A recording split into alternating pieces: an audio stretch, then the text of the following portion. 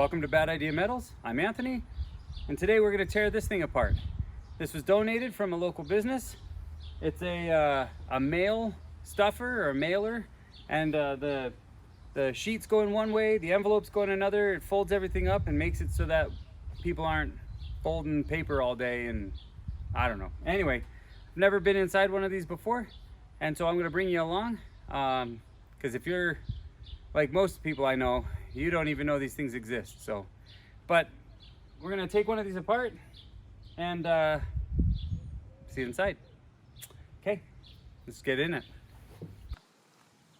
All right, so we're out on the street and there's gonna be a lot of traffic eventually. So we're gonna have to get through this. There's gonna be a lot of brakes and a lot of stops, but we'll edit out as much of the noise as we can.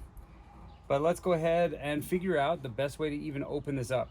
There's that. I was gonna say that there's a lot of these little grabbing points. It looks like paneling that will hide a lot of the internal screws. And I just happened to grab the one on this side that seems to be an access to the inside. I expect we'll find a lot of motors and spool type wheels that will help shuttle the pages throughout this device. I honestly don't know enough about it to give any qualifying description, other than it looks like this is where the envelopes went, because there's an envelope. Or maybe this is where they come out. I don't even know. But there's a lot of steel. So from a scrap perspective, oh, it looks like the envelopes went in on this side. But from a scrap perspective, there's gonna be a lot of steel. I'm hoping that there might be a circuit board or two that might have something interesting on it. It'll definitely have a power supply with copper, and then there's all the wires throughout to help everything run. So this is probably gonna be a little bit similar to office jet printers, those big office tower printers. So that's what I'm guessing we'll find inside. But yeah, let's see. So right off, I see down on the bottom where the power goes in. So the power supply is going to be the bottom. I did also find that this is where the paper goes in. It looks like the envelopes go in over here. And it probably spits them out down here when they're all combined. So I don't know what this area here is, but it had a picture of envelope. So, oh, hello, that was easy. Okay, well, I could hear the hydraulic. There's a little hydraulic right here, not hydraulic. Yeah, the word's escaping me at the moment. Anyway, interesting. A lot of greased parts. This is going to become a mess if I'm not careful. Okay, well, there's a lot of Phillips screws everywhere. Looks like there's a belt down here. So it looks like anything interesting to me is going to be on the bottom. There's nothing electronic up here. Everything is mechanically driven by a belt system. There's these belts similar to what's inside your cars. So if I were to take this off, I might be able to get this out of my way. Doesn't look like it's on a system that I'm going to be able to take apart very easily.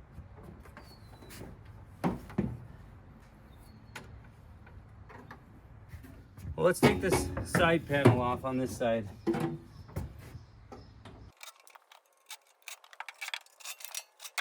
Side panel off.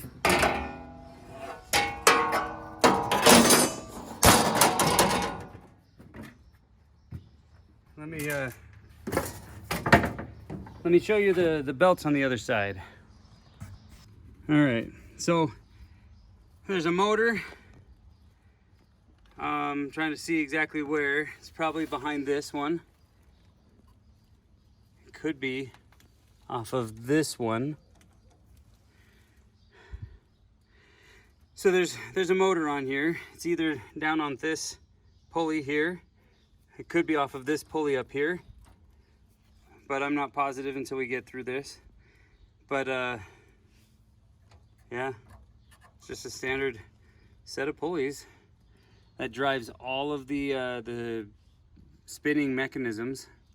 So let's see what we can do to get the bottom out. I don't see any electronics above this point, and that's just for probably a sensor to make sure everything is spinning and no jams and all that kind of stuff. There's a sensor on that side, that red clip right there. You can see these little fine gauge wires. But yeah, it's a pretty mechanically operated device. I don't see anything really fancy yet. Let's see what I can do to access the bottom. I'm gonna flip this up. Okay, well, we now see that there's what looks like a stainless steel panel. Let's go ahead and liberate this and see what it's hiding. Seems the most promising for access to the underneath.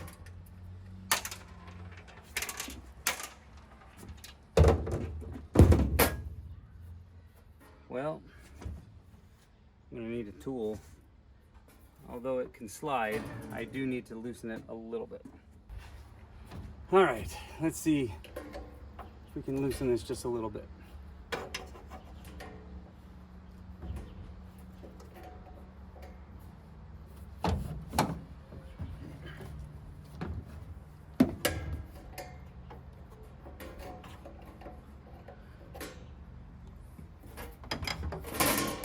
Well, that's on there a little bit further than I would have expected, but that's all right. That one's loose. That one's loose. That one's loose. Well, let's see. There's a wire for a sensor, it looks like. But the most important thing that I see right here is this nice big motor. Looks like a stepper motor. Looks like that is where... I wonder if there's a pulley on this that I can loosen to get this out. Now we'll get to that in just a second. Let's get this panel off. This is where our power supply is.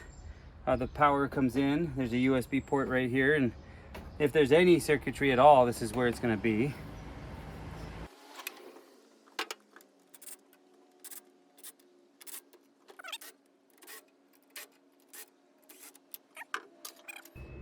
There's our back plate. There was a USB panel on here a second ago. There it is. Simple USB. Huh. Popped it out. There you go.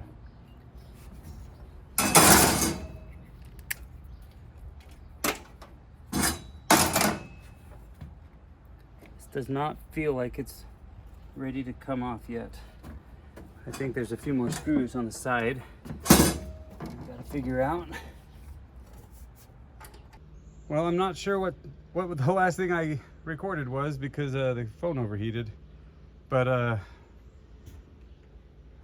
this is the other side. I got the panel off, and there's our circuit board for the main control board, and the power supply is just behind that.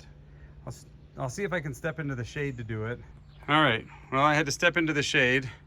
We overheated twice, but here's the main brains of the system. See if I can get a higher angle, but there's the main control board. And there's our pretty simple power supply. It's got this nice massive capacitor in there. But yeah, something that simple is running this entire thing. All these pulleys, you got 3 motors, 1, 2, 3 right here. So these are on their own motor on this side. The main pulley on the other side had a motor. We saw that a second ago. I hope you guys saw it. I'll try to get that off and I'll show it to you guys again, I guess. But this main board right here for scrap recovery, yeah, it's got a few things I like. It's got these big chips, these ICs. It's got a few modules of RAM right here. This is like DDR1 or older. Some control modules. I like that clock. These clocks do have a little bit of gold in them, very little, but they do. Got some low grade wires. The motors. Now, I'll flip this back over and see if I can get that motor off. But for the most part, this thing is just steel and plastic. I mean, there's some wires in here. There's some brass, I guess, just mixed throughout. But I'm fascinated, but I'm not surprised. It's pretty simple. It's pretty basic. But okay, let me get that motor off. I'm probably gonna overheat again, so I'm not gonna have you guys watch me do that part, but I'm gonna flip this over, take the boards out, take the wires out, and take the motors out, and I'll show you what I've got at the end. Well, it's done. And we got all the steel paneling. We got all that housing with all the gears. There's so many bearings in there. I almost wanna chase after a few of them. But if you look right in there, there's a good bearing right there. They look about the same size as rollerblade wheels though. They're rollerblade bearings, so, oh, hello birds. There is a motor that I'm not gonna be able to grab. It's right here with the little fins on the end. I don't have a tool that I'm gonna be able to get that off with. And then just in general, like here's everything else. I got most of the wires. Some of them are tucked in there a little bit. I'm not gonna chase those. Let me show you the exciting stuff. So, I know there's a shadow. I don't want to overheat again, but this is the motor right here. It's a pretty good motor. It's got a lot of copper windings in it, so if I choose to destroy it, it's got a fair amount of copper. But I was able to capture the what do you call it, the pulley off of it.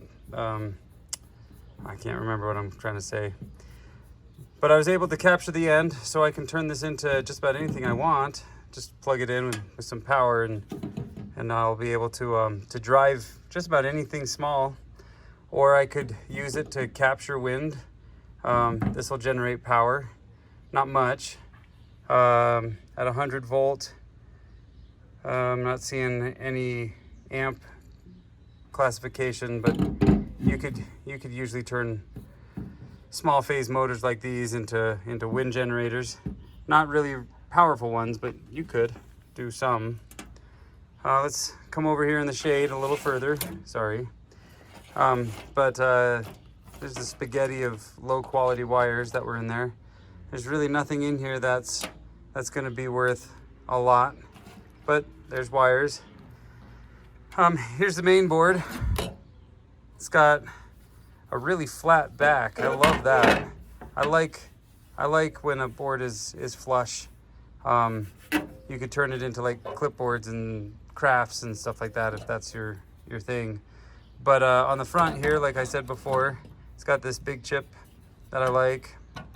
It's not going to be high quality gold recovery on this, but it's not nothing. It'll have some. The RAM, another set of processors and modules, but a little bit of copper. But really, this is a low quality board. I wouldn't even say that this is worth $1. It might be worth like 50 cents, 75 cents. So there's that. There's some copper in these. So this is part of the power supply. I didn't get it all the way out. You can kind of see that the power supply is left here hanging. I might try to fight to get that out later. Those that remember, recently I got a shoulder surgery and I was tired of fighting this device today.